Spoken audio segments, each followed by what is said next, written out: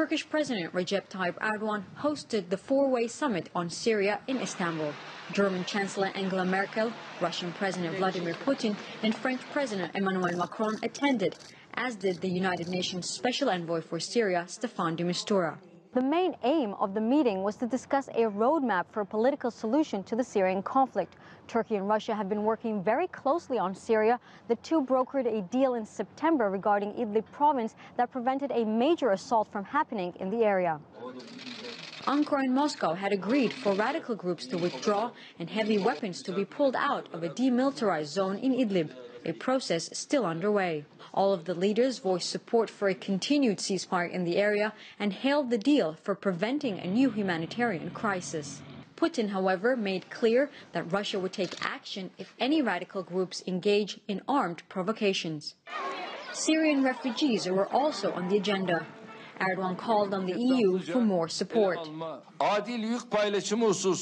I would like to reiterate that we expect the European Union to fulfill its promises on fair burden sharing. I call on other countries to increase their support for Syrian people's needs, bearing in mind that winter is coming. Leaders called for the establishment of a committee by the end of this year that would create Syria's post-war constitution under the supervision of the UN. Regarding the future of Syrian President Bashar al-Assad, Erdogan said it would be up to the people of Syria to decide his fate. French President Macron emphasized the leader's opposition to use of chemical weapons, also spelled out in the joint statement. And Macron said cooperation among all involved parties will be vital.